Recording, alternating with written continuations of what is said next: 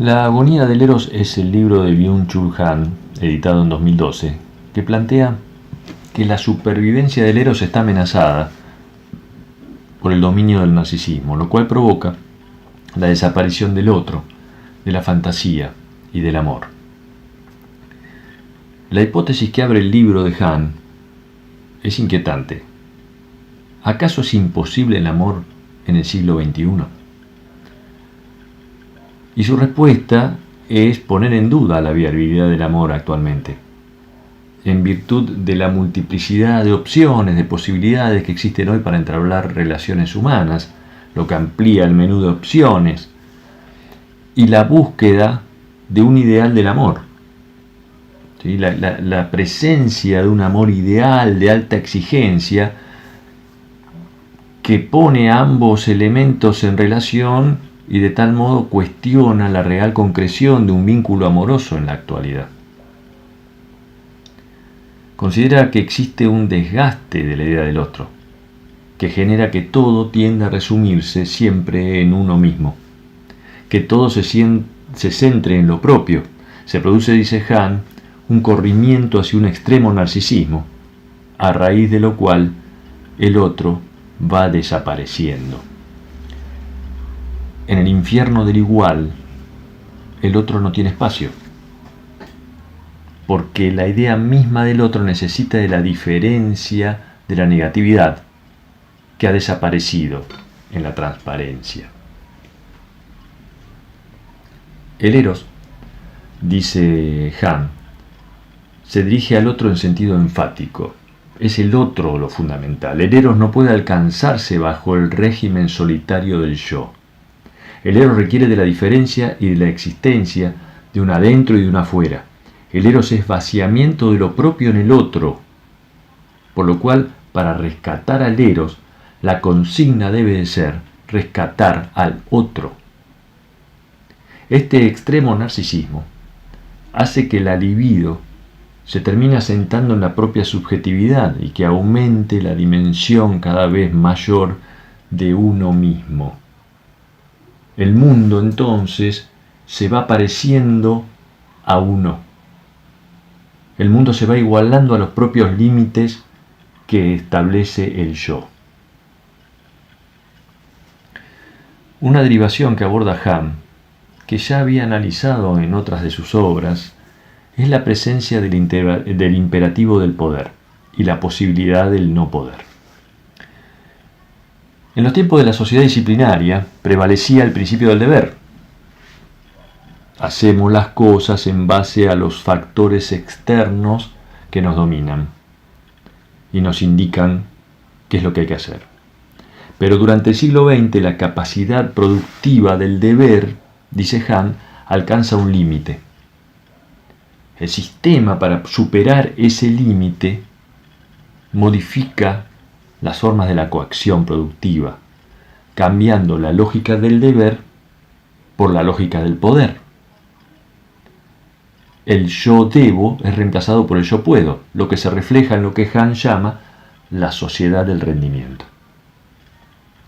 Ahora, yo hago las cosas no porque me las indiquen desde afuera, sino porque me las obligo yo desde mi adentro. Las hago porque puedo. La motivación y el compromiso reemplazan el látigo y la coacción típica de la sociedad disciplinaria. El hombre neoliberal no es un ser obediente, sino una persona que se obedece a sí mismo y se ordena a sí mismo, ordenándose a autoexplotarse hasta el agotamiento definitivo, hasta el cansancio, con una idea de libertad basada en esta supuesta capacidad de decidir sobre uno mismo. Han retoma la idea de que no hay peor amo que uno mismo, ya planteada en la sociedad del cansancio. En este marco, la astucia de la razón neoliberal es instalar la idea positiva de que uno es dueño de su destino, porque si uno es dueño de su destino se vuelve responsable de sus eventuales fracasos, como si los fracasos dependieran solamente de la capacidad individual, sin otro condicionamiento. A la lógica del rendimiento no se limita a la fase productiva, dice Hahn, sino que inunda todos los otros niveles de la vida humana. El rendimiento también se hace presente en el amor. En nuestro tiempo la idea del amor se va igualando con el placer y el placer se expresa a través de lo sexual. Por lo tanto, amor y sexo se transforman en conceptos simbióticos que hacen posible calcular al amor a partir del rendimiento sexual. El cuerpo se va convirtiendo en un objeto de exposición, tomando la forma de la mercancía. Y ese cuerpo, vuelto mercancía, deriva en el otro como objeto en esa exposición. Y la exposición del cuerpo como mercancía nos acerca a la idea de lo porno. Hahn sostiene muy hábilmente la idea de que la amenaza a la sexualidad no es la moralidad como lo era en el siglo XX. Lo que hoy amenaza a la sexualidad es la extrema sexualidad, la presencia absoluta de la sexualidad, que en esa presencia aniquila al eros. Pero el porno no es hipersexualidad, sino por el contrario. El porno es ausencia. Es una sexualidad transparente. Es una sexualidad sin contradicción, absoluta. El porno se transforma en placer garantizado.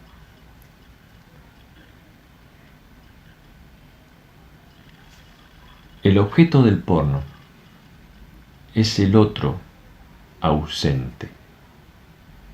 Y su ausencia deriva de la ausencia del eros.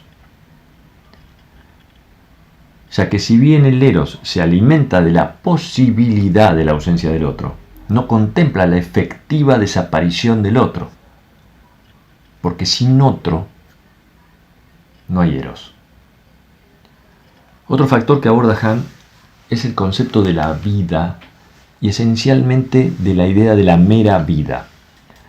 Hahn plantea que en la antigüedad existía una forma de relación entre las personas que incluía de manera protagónica conceptos tales como la tensión, el dolor y la vulneración humana. Pero que actualmente esas mismas relaciones humanas se ven vaciadas de aquella negatividad. Y como se vuelven positivas, la total positividad de las relaciones aparece caracterizada por conceptos tales como la calma, la ternura o la suavidad. Plantea entonces Hahn la pregunta de la socióloga marroquí Eva Illouz de si el amor actual es acaso un amor feminizado. Hahn disiente parcialmente de esta caracterización, considerando al amor actual como un amor domesticado. El amor hoy, para Hahn, es un amor que prefiere no correr riesgos, que se parece a un bien de consumo, ¿sí? A una mercancía elegible, garantizada, y sin aquel rasgo de locura típico del siglo pasado. Y obviamente este amor está domesticado porque prescinde del dolor y del sufrimiento. Dos emociones que no las considera parte del menú amoroso. Sin ese aporte de la negatividad, el amor pierde su capacidad de trascender y de transgredir. Se trata de un amor entonces que se siente cómodo en lo igual. Hahn va a relacionar la mera vida con otro imperativo muy actual, muy siglo XXI, que es la salud. La salud como un puente hacia el acceso a la felicidad. De la tradicional dialéctica dualidad vida-muerte, Dice Han que hoy solo va a quedar el patrón positivo de la vida, ¿sí? Una vida transparente, no cualquier vida, una vida liberada de la muerte, una mera vida que no alcanza el escalón superior de la buena vida, ¿sí? Planteando o recurriendo al planteo aristotélico. La mera vida es el eros cada vez menos presente a nuestro alrededor, agonizante. En su esencia, el eros niega el trabajo, pero hoy el trabajo se ha vuelto un factor central en nuestra vida. El trabajo se ha vuelto religión para un sujeto del rendimiento, totalmente sometido a un objetivo, que no es otro que rendir. Ese sujeto de rendimiento está vinculado o vincula Han a ese sujeto de rendimiento con la dualidad típica de Hegel del amo y el esclavo, digamos, la dialéctica del amo al esclavo, que hoy se resume, perdiendo su negatividad, en un único factor positivo y transparente, de un esclavo que se ha vuelto amo de sí mismo. Un sujeto libre. ¿Pero libre de qué? Estamos frente a un sujeto libre de autoexplotarse. Un sujeto agotado, un no muerto, dice Han. Un vivo, incapaz de morir, pero por eso mismo, incapaz de vivir.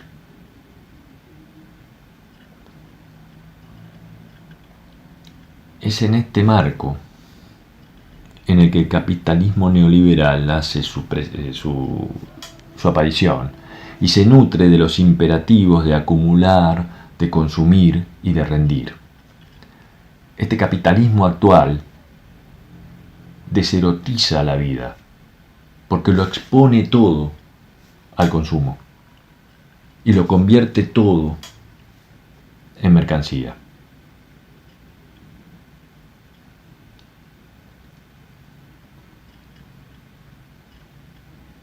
Hegel decía que la vida no es la mera vida que elude y teme a la muerte. Para Hegel la vida es la buena vida que enfrenta la muerte y la reconoce. Esto hace acordar a aquella escena brillante del film El séptimo sello de Ingmar Bergman, en la que la muerte juega al ajedrez con el hombre. Cara a cara, ambos se miran y se demoran en ese juego. A partir de ese reconocimiento, la buena vida es la posibilidad de resignificar la experiencia erótica. En cambio, la mera vida, que ignora la muerte y elimina el erotismo, va perdiendo vivacidad.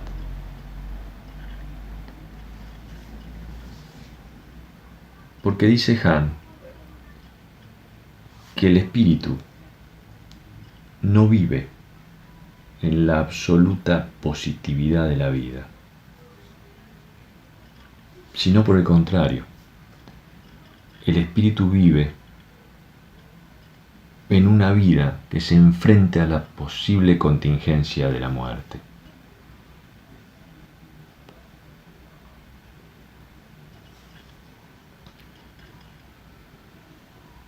Recurriendo otra vez a Hegel, lo que se plantea es aquel pensamiento de que amar es renunciar a la conciencia de sí mismo, olvidarse a sí mismo en otra mismicidad. Esta idea hegeliana quiebra la absoluta presencia del yo narcisista. ¿Por qué? Porque el amor no se trataría de apropiarse del otro, sino de volcarse y darse al otro.